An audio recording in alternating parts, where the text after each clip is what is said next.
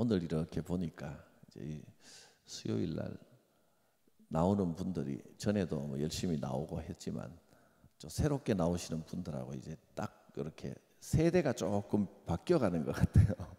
그래서 딱 고정이 돼서 여러분 말씀의 귀가 열리는 것이 축복입니다. 말씀의 맛을 깊이 좀 느끼시기를 바라고, 이제 창세기 지나서 창세기는 이제 좀 쭉 하나님의 구원의 역사의 시작인데, 출애굽기, 레위기 이렇게 지나가면 이제 뭐라 그럴까요? 깊은 맛이 이제 싹 나옵니다. 거기까지 가야 됩니다.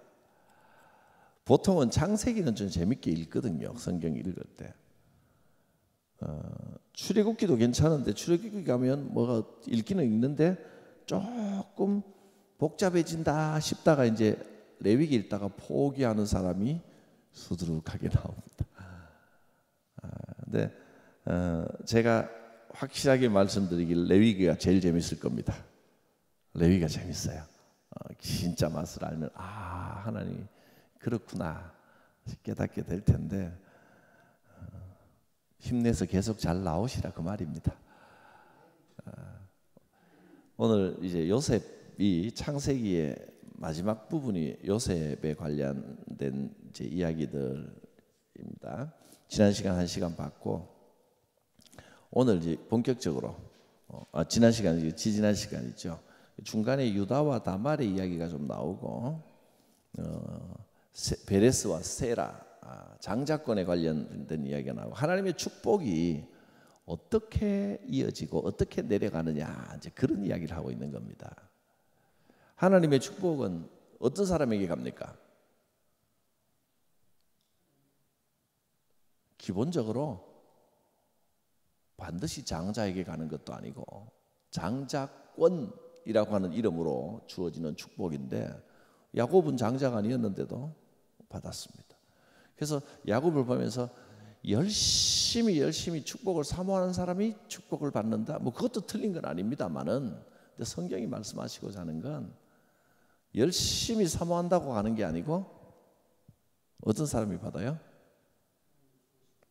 그렇죠. 하나님이 하고 싶은 대로 하는 겁니다. 하나님이 주고자 하신 사람에게 가는 거예요.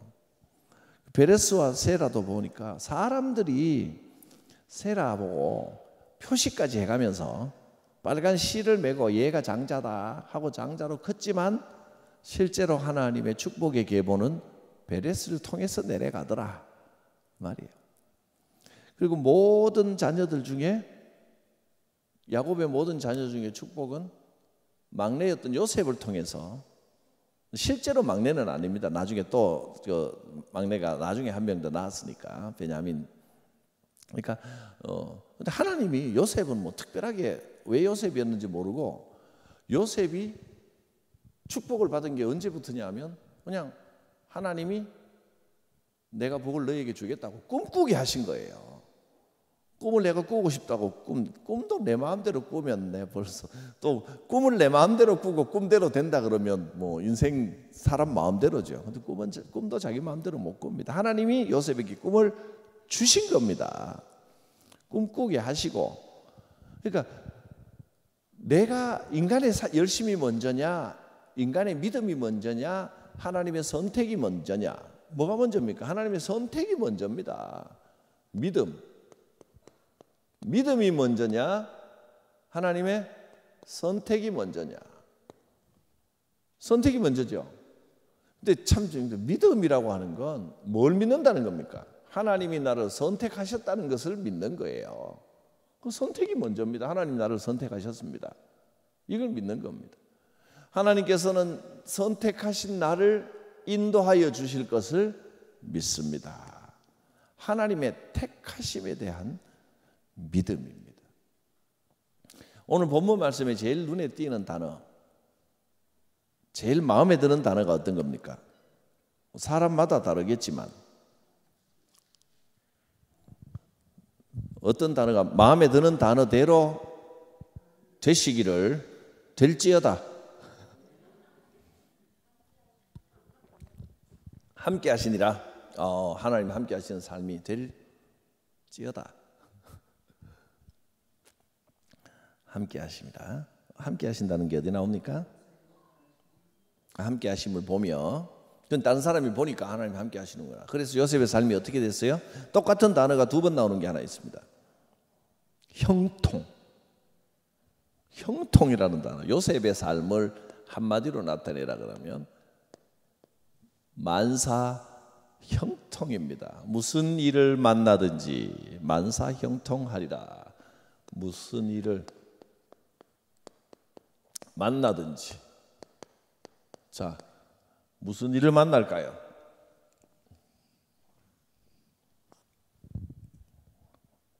무슨 일을 만납니까? 뭘 그런 걸 물어, 그죠? 원칙은 이게 답입니다. 별의별 일을 다 만납니다. 사람이 살다 보면 왠가 별의별 일 다 만나고 좋은 일, 나쁜 일 다 만나는 거지. 좋은 일만 오라는 법도 없고 나쁜 일만 만나는 법도 없습니다. 그러니까 문제는 무슨 일을 만나든지 좋은 일이든 나쁜 일이든 중요한 건 나쁜 일을 만나도 사람들은 안 좋은 일 같아 보여도 결국은 만사 형통한다는 것을 믿는 믿음입니다. 무슨 일을 만나든지 만사 형통하리라. 아멘. 자신 있습니까? 만사 형통합니다. 요셉은 말씀하신 대로 노예로 팔려가는, 우리가 남의 일이니까 이렇게 쉽게 노예로 팔려가는 이렇게 말하지만 세상에 노예로 팔려간다는 게 말이 됩니까? 인신매매를 당한 겁니다. 그리고 인신매매, 여러분 지금 누가 갑자기 형들이 꼼짝 못하게 뒤집어 씌우고 입 틀어막고 해가 묶어가지고 새우잡이 여선에 팔았다 생각해 보세요. 참 인생 세상에 이런 일이 있습니까? 그런데 만사 형통한다. 어떻게 하니까? 여호와께서 요셉과 함께 하시니까 무슨 일을 만났는지 만사 형통하더라. 범사에 형통하더라는 겁니다. 보니까 야, 얘는 뭐 이런 상황에서도 형통하구나. 바로 임금의 친위대장, 애굽 임금의 친위대장 같으면, 임금 친위대장, 왕의 친위대장이면요 서슬이 그렇습니다. 그 나라에서는. 그러니까 친위대장이면 지금도 그렇지만 그때 당시에 군대가 최고일 때 별 달고 다니던 사람 장성이라 생각하면 됩니다. 그 당시에 엄청난 사람입니다. 그러니까 이 사람이 노예를 하나, 뭐 여러 노예 중에 샀겠지만 샀는데 이거 그거 눈에 들어오겠습니까? 히브리 노예 한 명, 수많은 노예 중에 하나인데 그 눈에나 들어오겠습니까? 근데 그 대단한 주인이 얘는 정말 특별하다 이런 생각이 드는 거예요. 고생이 없는 게 아닙니다. 고생하는 상황에 넣어놨는데 얘는 분명히 하나님께서 함께 하시더라. 이걸 느꼈다는 겁니다. 하나님이 함께 하시는구나. 저는 그 형통해진 요셉도 좋지만 그보다 더 부러운 건, 제 눈에 사실 들어온 건 말씀하신 대로 여호와께서 함께 하심을 보았더라.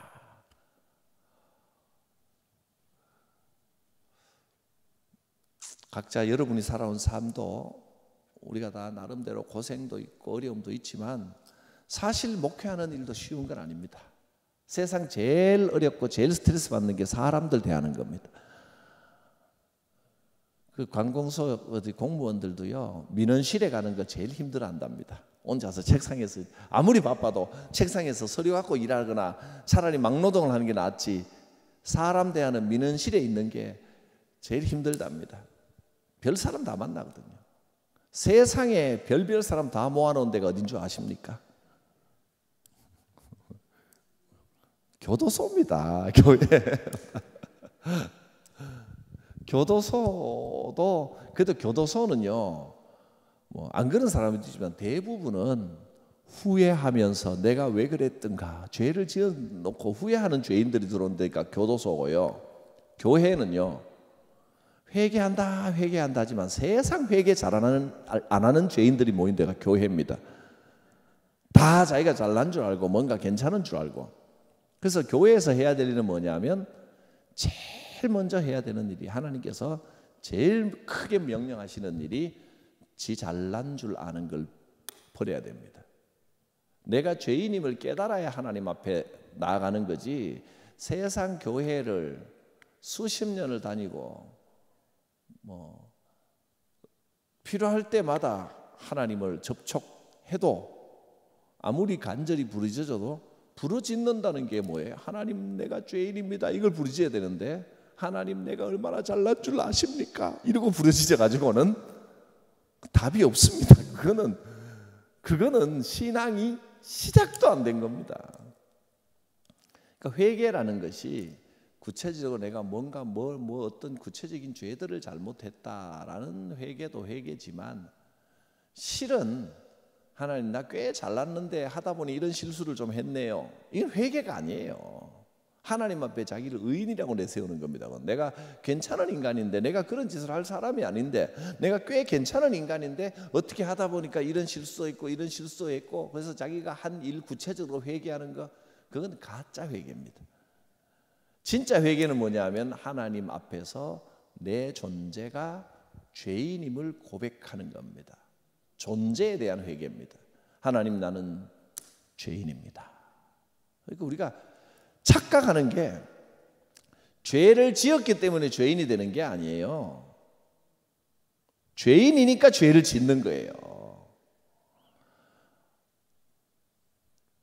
당연한 거 아닙니까? 기침하다 보면 감기가 걸립니까? 감기 이런다고 감기 안 와요. 그런다고 감기 오는 게 아니고, 감기가 걸렸기 때문에 기침이 나는 거예요. 죄인이니까 죄의 열매들이 나오는 거지, 내가 죄를 지어서 죄인이 되었다라고 생각하는 건 성경적인 인간 이해가 아닙니다. 우린 자꾸 내가 무슨 잘못을 했고 잘못을 회개하기 이전에, 그럼 잘못 안 했으면 당당합니까? 완벽합니까? 우리는요, 잘못 안 하고 가만히 숨만 쉬고 있어도 죄인이에요. 존재가 죄인인 겁니다.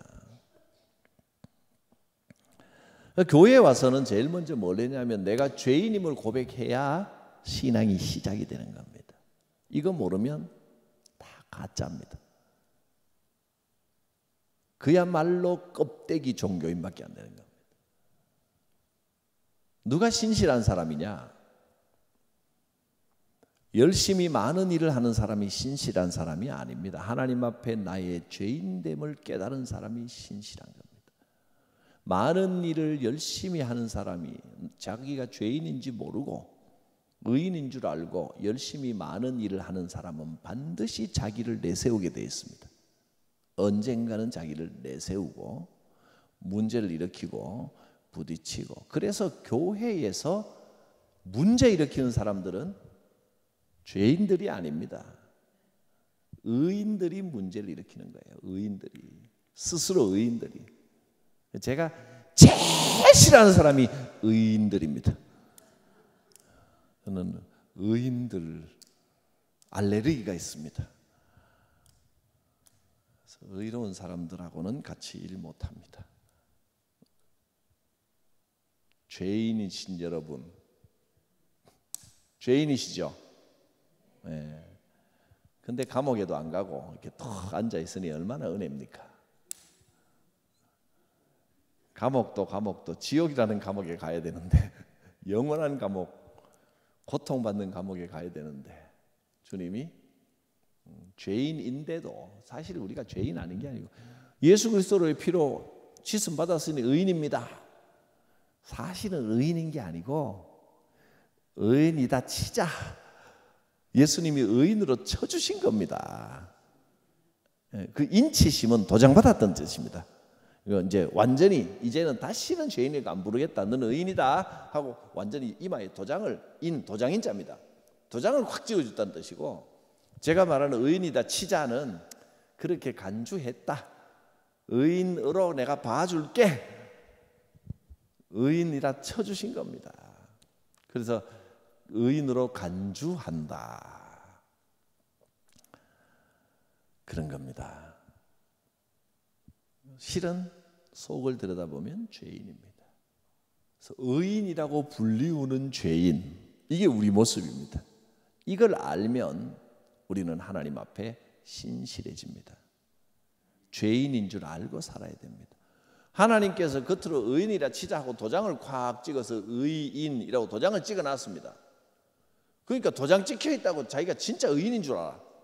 들여다보면 시커먼데. 포장은 의인인데 내용물은 죄인입니다.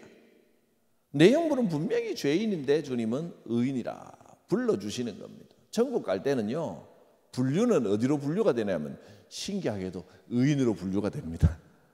근데 나는 알잖아요. 나는. 그래서 하나님이, 우리가 기도할 때 하나님 그런 건 하나님 앞에 가서 하나님께서 너 의인이다. 예, 하나님 저는 죄인입니다. 하나님 나는 죄인입니다. 그러면 하나님 오냐 너는 의인이다. 그래 주시는 거예요. 이름은 의인이고 사실은 죄인입니다. 그렇게 사는 겁니다. 이제 천국 가면 천국에서는 하나님께서 이 죄인의 속성을 변화시켜 주셔서 천국 백성 만들어 주십니다.